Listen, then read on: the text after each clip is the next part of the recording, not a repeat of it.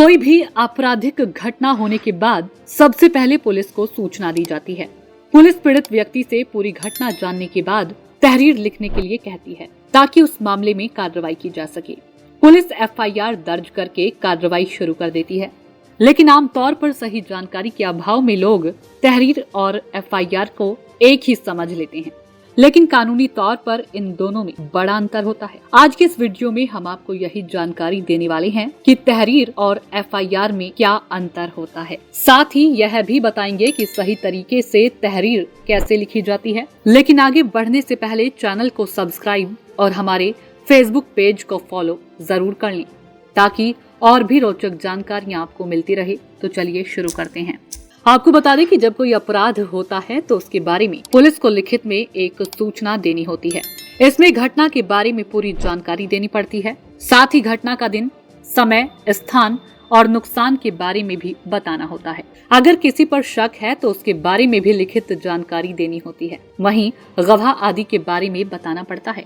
Police को लिखित में दी गई इसी सूचना को तहरीर कहा जाता है। इंग्लिश में इसे रिपोर्ट दर्ज कराना भी कहते हैं। अब जानते हैं एफआईआर क्या होती है। तो आपको बता दें कि पीड़ित के द्वारा दी इसी लिखित सूचना यानी तहरीर की पुलिस जांच करती है। पुलिस यह पता लगाती है कि तहरीर में जो घटना लिखी गई है वो सही भी है या नहीं। अगर पुलिस को लगता है कि घटना सत्य है तो पुलिस उस तहरीर के आधार पर पूरी घटना को जीडी यानी जनरल डायरी में दर्ज करती है, जिसे एफआईआर कहा जाता है। इसकी एक कॉपी पीड़ित को भी दी जाती है।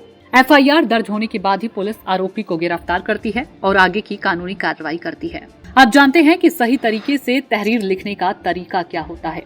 तो आपको बता दें कि ज्यादातर लोग पुलिस को दी जाने वाली तहरीर लिखने से डरते हैं। सोचते हैं कि कहीं कोई शब्द गलत हो गया तो पुलिस उनके खिलाफ ही कार्रवाई कर देगी, लेकिन ऐसा बिल्कुल भी नहीं है। दरअसल पुलिस तहरीर लिखना बेहद आसान है। जिस तरह से स्कूल में बच्चे छुट्टी के लिए एप्लीकेशन लिखते हैं, ठीक उसी तरीके से तहरीर भी लिखी जाती है। स्कूल में जैसे प्रधानाचार्य के नाम एप्लीकेशन लिखी जाती है, वैसे ही थानाध्यक्ष या थाना प्रभारी के नाम तहरीर लिखी जाती है।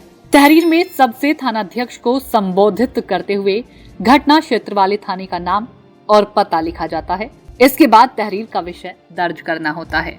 इसके बाद पुनः थानाध्यक्ष को महोदय शब्द से संबोधित करते हुए अपना नाम, पिता का नाम और अपना पता बताना होता है।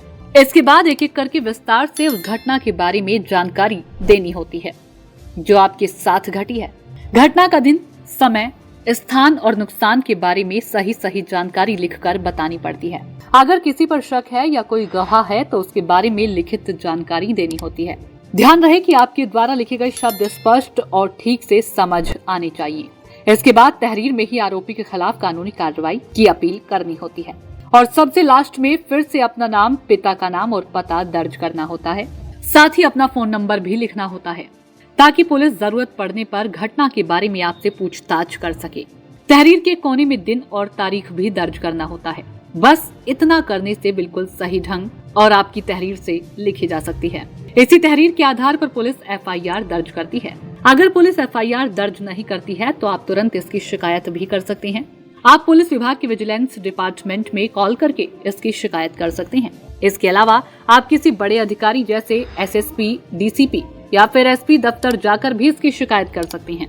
ऐसा करने से आपकी शिकायत तो दर्ज की ही जाएगी, साथ ही एफआईआर लिखने से इनकार करने वाले पुलिस कर्मियों के खिलाफ भी एक्शन लिया जाएगा। आशा करते हैं कि दी गई जानकारी आपको जरूर पसंद आई होगी।